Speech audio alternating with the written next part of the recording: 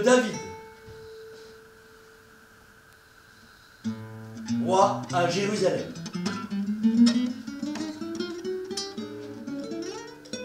Une génération s'en va, une génération s'en vient, mais le monde ne change pas. Le soleil se lève, le soleil se couche, après quoi il saute à nouveau vers l'horizon pour s'y lever encore. Le vent part vers le sud, puis revient vers le nord, et va se retournant sans cesse. Mais après, il reprend ses sautes.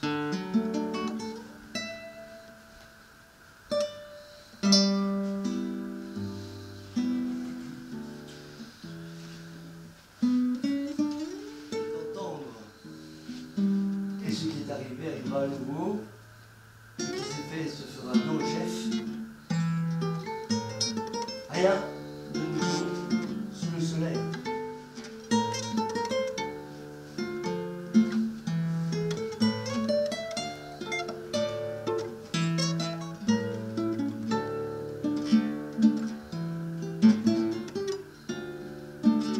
Quand on dit une chose, tiens, voilà du nouveau. Elle était pourtant arrivée dans tous les siècles qui nous ont précédés. Mais on ne garde pas mémoire des anciens temps, ce qui se passe sous le ciel. Une occupation détestable à quoi Dieu laisse les hommes se vouer. Tout est vanité et poursuite de vent. On ne peut pas redresser un tordu. On ne peut pas évaluer le manque.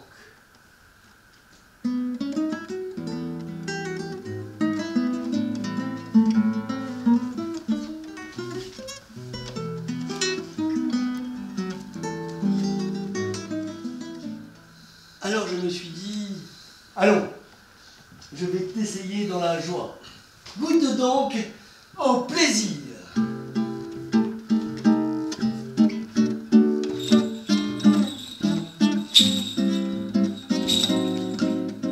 Bon, et que rien n'est durable, le soleil.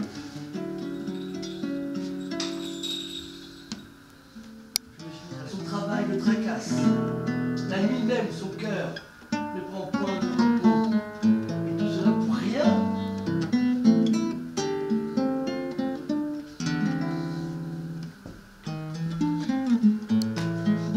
En vérité, il n'y a point pour l'homme de bonheur qu'à manger, à boire et à faire goûter le plaisir à son cœur au bout de ses efforts.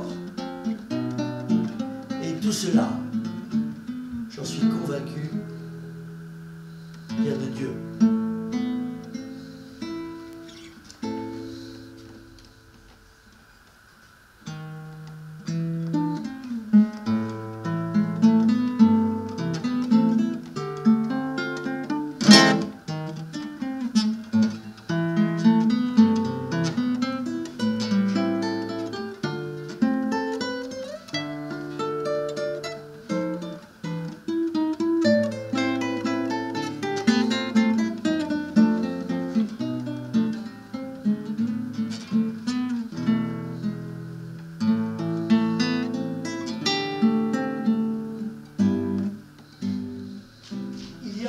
Pour tout, et un temps pour toute occupation sous le soleil.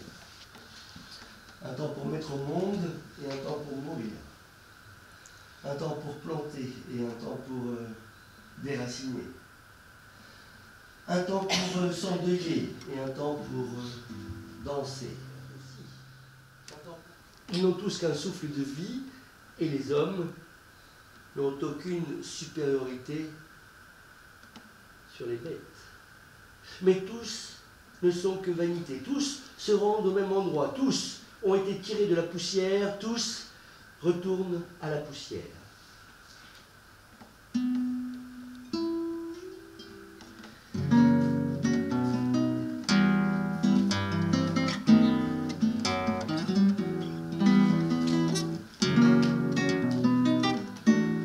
J'ai donc vu qu'il n'y a rien de mieux pour l'homme de jouir de ses œuvres. Telle est sa part. et personne ne le mènera voir ce qui doit arriver par la suite. Dieu merci. Encore une vanité, plus de bien il y a, plus nombreux sont ceux qui les dévorent. Et quel profit en retire le maître, à part le plaisir du regard.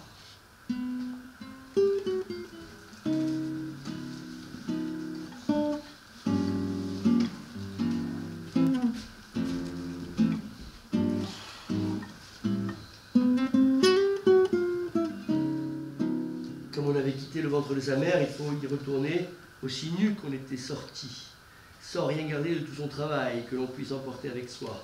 Voilà bien le mal redoutable que l'on doive partir comme on est venu. Et quel profit rencontre-t-on après s'être épuisé pour du vent, après avoir passé toute sa vie dans l'ombre et dans le deuil et le chagrin extrême et la souffrance et l'amertume.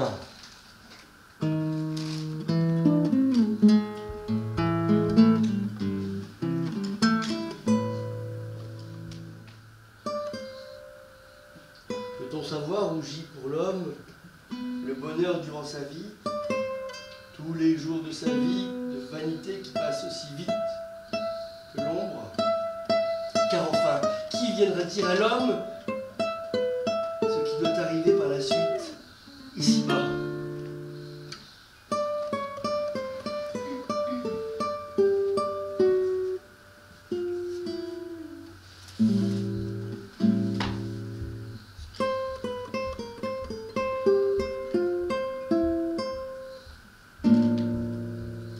Ne dis pas, comment se fait-il que les jours d'autrefois étaient meilleurs que ceux d'aujourd'hui?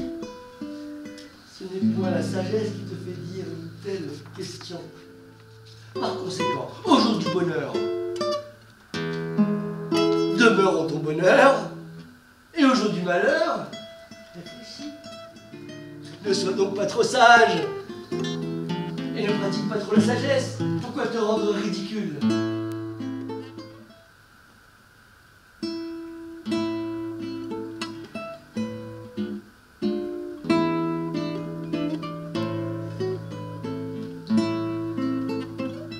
Voici ce que j'ai trouvé, disait le collier, la joie. Car pour l'homme ici-bas, il n'y a rien de bon hormis manger, boire et s'ébattre. Et puisse tout cela accompagner son travail tous les jours de sa vie que Dieu lui concède sous le soleil.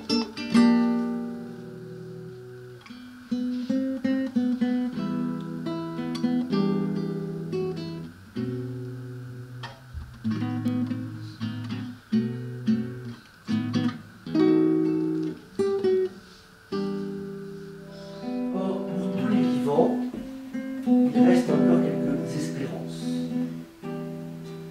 Un chien en vie vaut mieux qu'un lion crevé. N'épargne pas le parfum pour ta tête.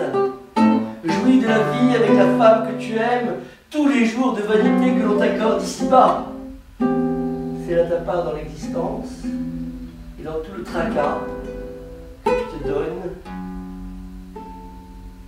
sous le soleil.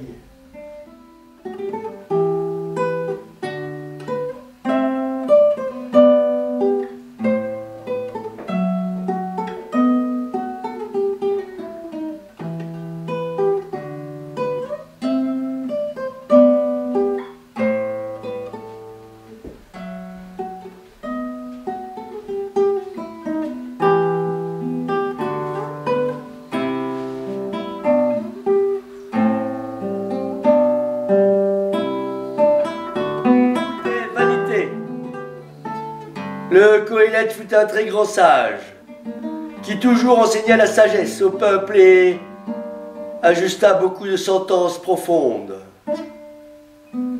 Le Coëlette tenta de trouver de précieuses paroles et voulut rédiger en ordre des discours de vérité.